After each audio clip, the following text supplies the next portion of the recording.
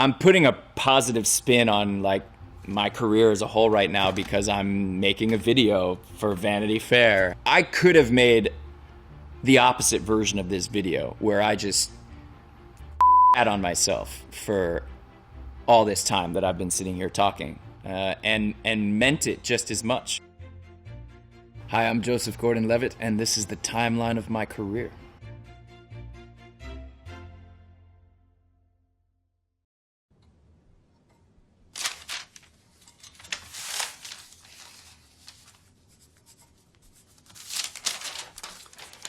Again.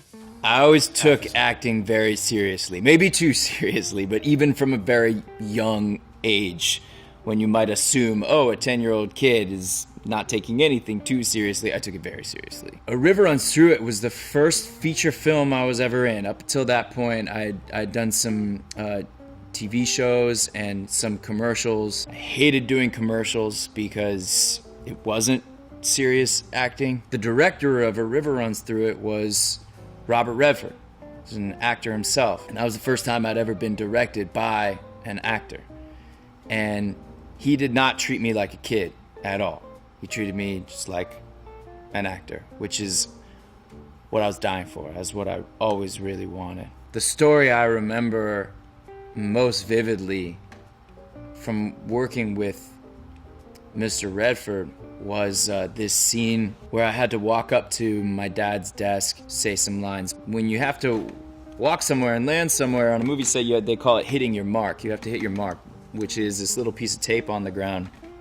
And you have to hit your mark because they've set up the camera and they've set up the lights all in such a way to where you look really beautiful if you stand on that mark. But if you're not standing on that mark, then it's all wrong, and it doesn't matter how good your acting is, you have to do it again. I did the scene a couple times, and the DP, the director of photography, asked me very nicely if I could make sure to hit my mark.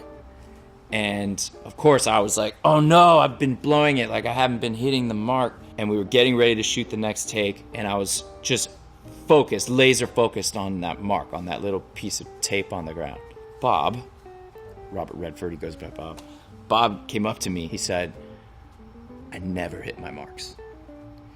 And he didn't let anybody else hear that that's what he had said to me. But first of all, here's the strength of having an actor for a director. He understood exactly what was going through my mind. All of a sudden, all the things that I was supposed to be focused on were out the window, and I was just focused on hitting that mark. Because acting's always a balance between feeling what your character needs to be feeling, telling an authentic story, but also accomplishing all the technical things that you need to accomplish to make a movie work. How about this? If you believe in miracles, love at first sight, and breakfast in bed, contact me for adventures in truth. What a wonderful lie! Let's print it! I got the part on Third Rock from the Sun the same way that I got most parts. I just went on an audition and then went on another one and then another one. And, you know, if they like you, they bring you back.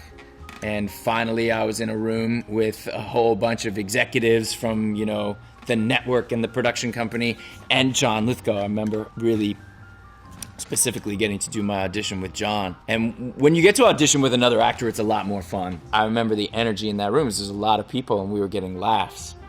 And I hadn't done that much comedy by that point. It just felt so good. I came away from that being like, well, who knows if they'll give me this part? You just never know. But that seemed great. That was fun. I'm glad I got to do that. Of course, I really, really, really wanted the part. And got lucky. It worked out that time.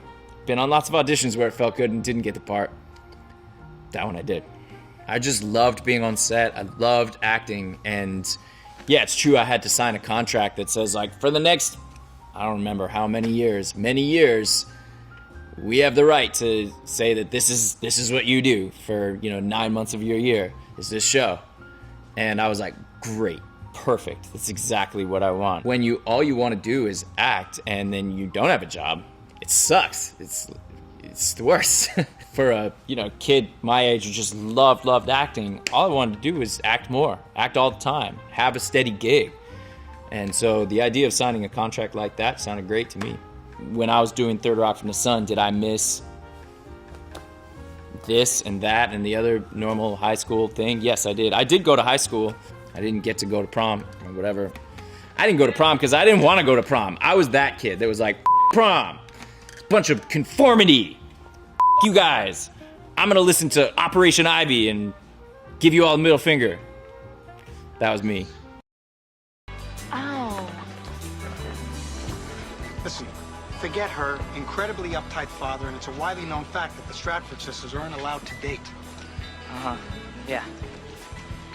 Whatever. Yeah, I'll be honest. I was not sold on doing 10 Things I Hate About You. When I first read the script, I was like, I don't want to do one of these high school romantic comedies. I want to do serious movies. That's all I wanted to do when I was that age. Is I was going to, you know, art house cinemas and watching movies coming from Sundance and, you know, watching Sling Blade and Reservoir Dogs and Soderbergh and Tarantino and these kinds of, that's what I wanted to do. And 10 Things I Hate About You came around, and I was like, nah, no. And a bunch of people in my life, my agent and, you know, other people were like, are you sure? Just like, consider this. This is a pretty good one of these, and, you know, it'd probably be, you know, a good thing. Just like, try. And I auditioned for 2 parts when I auditioned for 10 Things I Hate About You. I auditioned for the part I played, Cameron is the character name. And then I also auditioned for the role that I really wanted, that I thought was actually kind of funny, was the character's name is Michael, that was played by David Krumholtz. And I auditioned for both of those parts, and the director offered me the role of Cameron, which I was like, And I remember having a meeting with them where I was like, this doesn't make sense, and that doesn't make sense, and this feels cheesy, and that feels cheesy, and they listened, I think, to some of my ideas, but mostly I think I was probably just wrong and kind of being too serious about the whole thing. Luckily, I did do it. I did the part, and almost didn't, but luckily I did. And all of us had so much fun. I'm so glad I did that movie. Not only because it's a movie that audiences still love all this, you know, whatever it is, 20 years later. The experience is actually what I love the most about that whole thing. Even if people didn't like the movie, we had such a good time. All of us hung out all the time.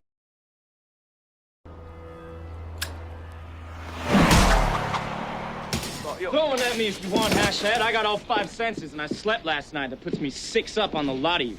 It's easy, bro. I always dreamed of being in Sundance movies, and then I got to do that with Brick. Also with Mysterious Skin, but I sort of see them as a pair because I shot both of those movies the same year, 2003, and they both played at Sundance the same year, 2005. They're 2 very different movies, and I got to play 2 very different characters in them. But that was sort of in a way for me, the beginning. But yeah, finally getting to do what I had always wanted to do, what I had always been drawn to do. It was also sort of a turning point, I guess, if you're talking about career. But just personally, it felt like, I know this sounds weird to say, or it sounds like I'm not grateful. I was always a little embarrassed, I think, before then. And I didn't have good reason to be. I should have been proud to be in Angels in the Outfield, and I was. I was super proud of Third Rock from the Sun. I was mostly embarrassed of 10 Things I Hate About You. But to be honest, I was. When I got to do these Sundance movies, I felt like I was doing what I wanted to do. It felt like a reflection of me and the art that I liked. I don't know. When I look back now, I'm kind of equally proud of all those things. But subjectively, at that time, it was a real... it was really meaningful to me. Brick is just such a unique, weird, hilarious, impenetrable piece of writing. I remember the first time I read it, I didn't know what it was. I kept thinking that a ghost was about to enter the story or something supernatural was going to happen, because it was like, this is just so strange. I always feel compelled by writing if the words inspire me to perform them and say them out loud. And Ryan's dialogue is second to none. I was instantly pacing around my apartment and just trying to say these words. And it takes a lot of practice. Ryan's writing is not always easy. It's challenging. And I love that kind of challenge. So what first? Tip the bulls? Nah, bulls, gummit.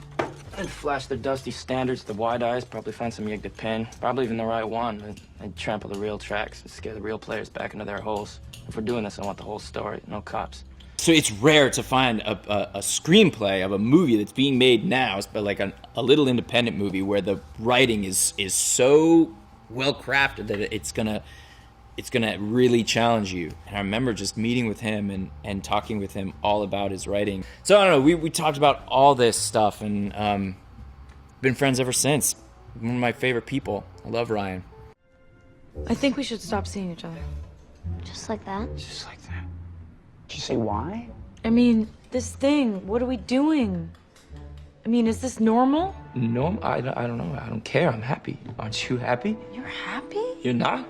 All we do is argue. That is I like romantic comedies, I always have. I guess maybe because I had access to doing them, I wanted to do something else. It didn't feel like a typical romantic comedy. It was pretty clearly something special. And Mark Webb was pretty clearly a special filmmaker that was going to do something creative and unexpected with it. I read that script and had a meeting with Mark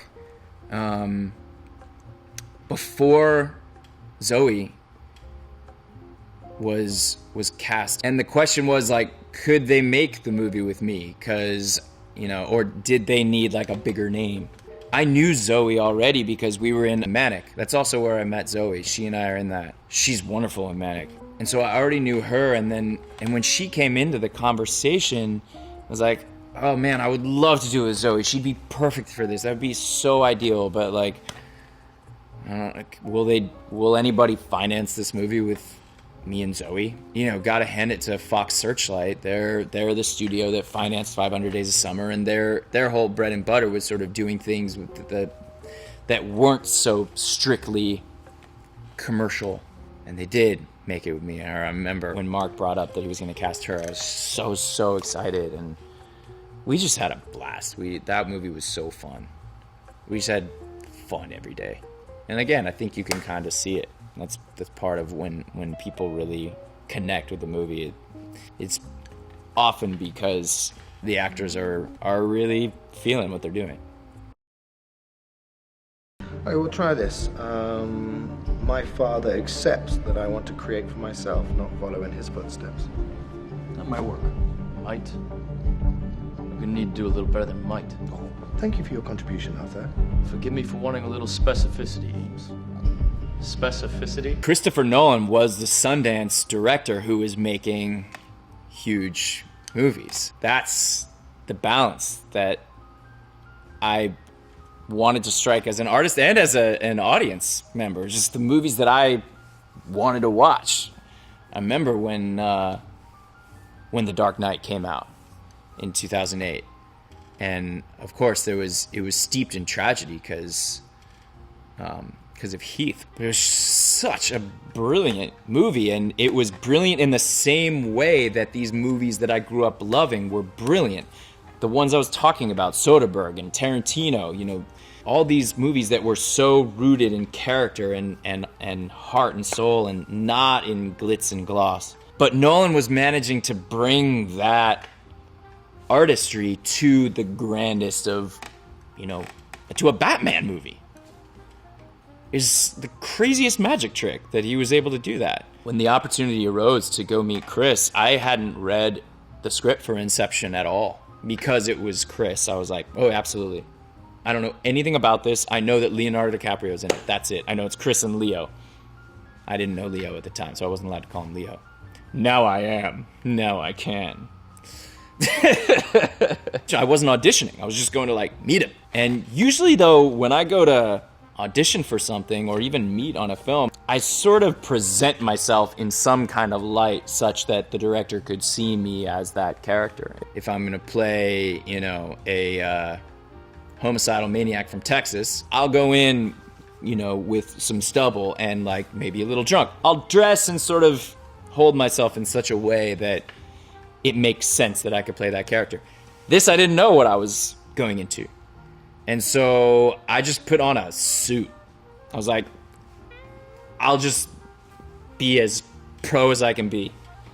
And in Hollywood, you don't go into meetings in suits. No one wears a suit in Hollywood. But I wore like a full-on suit, tie, nice shoes, and went into the meeting with Chris being like, whatever you want, anything, tell me. We talked about movies, talked about Kubrick, talked about violence in movies.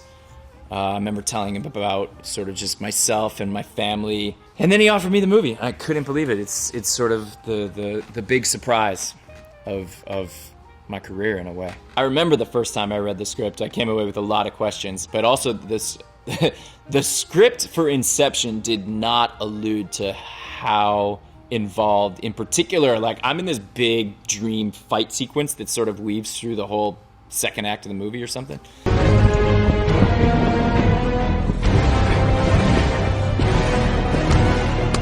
In the script, it's like one line of stage directions, like Arthur gets in a fight or something like that. And I remember as they started to present me with this fight sequence that I was gonna learn, and I was introduced to these stunt coordinators and like talking about my schedule for training and things like that, I was like, And then it ended up being this funhouse of like, and the main thing I was doing with my life for months was like working out and like training, kickboxing and then training on wires and balance and like all this stuff that was so fun. I had no idea. Even when I read the script, I didn't know that that's what I was in for. All right, first of all, everybody watches porn, okay? All guys. Any guy tells you he doesn't watch porn, So full of shit. Second of all... You are full of shit. Second of all, you know damn well we do it all the time. Yeah, I know we Whenever you want. Ever since I was a little kid, I'd always wanted to... Sounds cliche, but it's true. I'd always wanted to direct stuff in addition to act. And, acting is so much fun, and I'm so grateful to get to do it. But there's a difference between acting and directing when you're making movies, because the truth is that movies are the medium of the filmmaker. When you're making a movie, as an actor, your job really is to give the director the ingredients that they need to then make the movie. Incredibly grateful that I've gotten to act for so many wonderful directors who are able to take the ingredients that I deliver to them and make something so compelling. But I also really wanted to play with all of those other elements. I love all of those other elements. I love thinking about camera and editing and music and et cetera, et cetera, et cetera.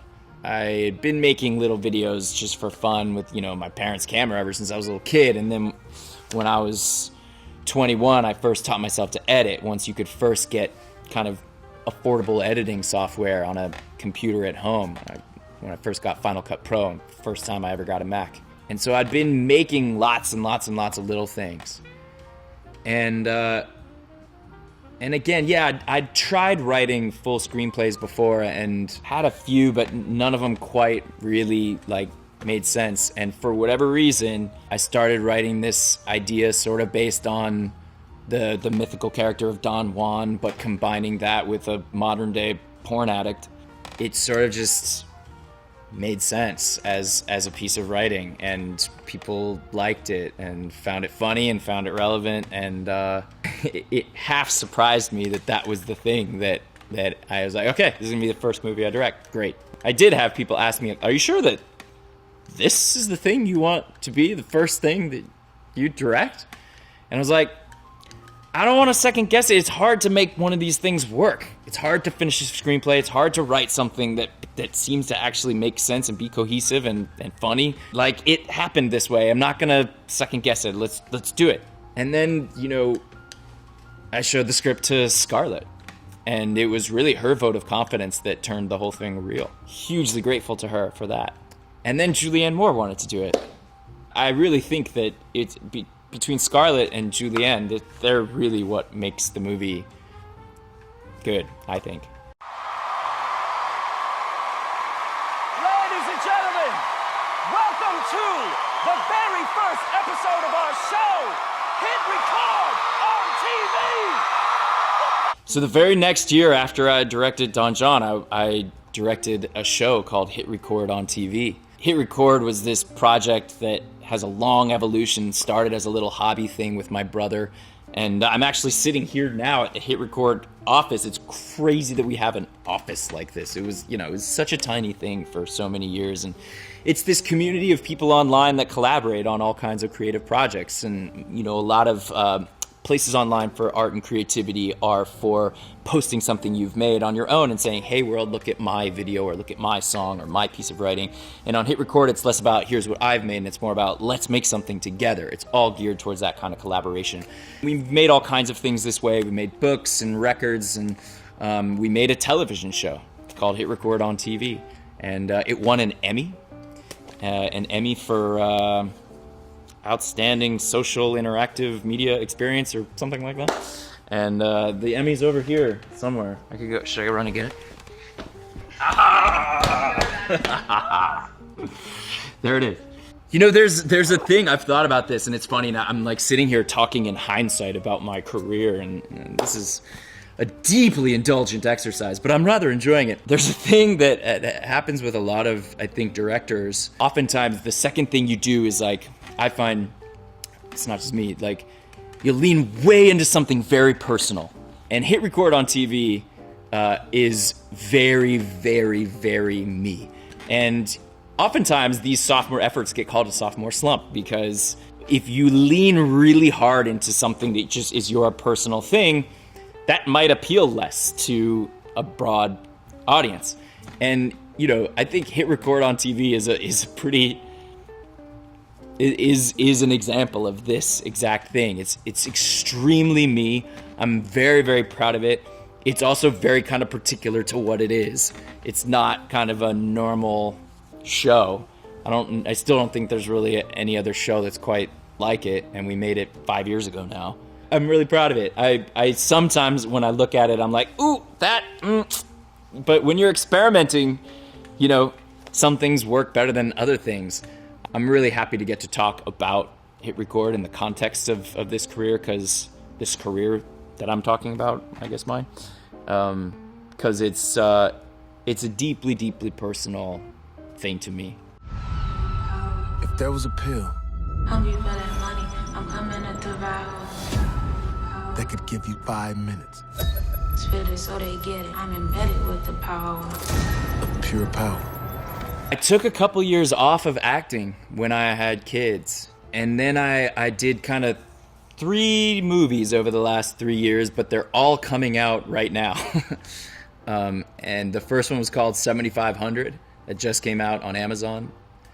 The one that's coming out, I guess, today or whatever is called Project Power on Netflix. And then Trial of the Chicago 7 is going to come out on Netflix also. They're 3 very different movies. I feel really grateful that, having taken some time off, I got to do all 3 of these. 7500 is a very challenging, harrowing, heavy German art film. Project Power is like a barrel of popcorn with sugar and butter on it. It's just a ton of fun with Jamie Foxx in New Orleans and this wonderful new young actress named Dominique Fishback, who, you heard it here, she's a star. This one, she's a star.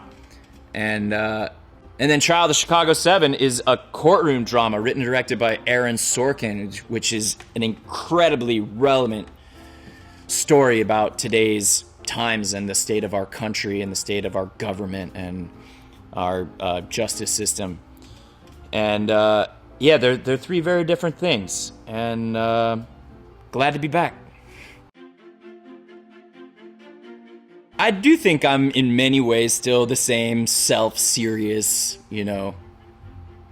snobby little brat that I was when I thought that 10 Things I Hate About You was cheesy, or when all I wanted to do was be in Sundance movies. And I still have that part of myself, I think. And I think that part of me is probably important to some degree, or important to me, or important to my work, or whatever. But I'm deeply flattered that you care to hear me talk this much about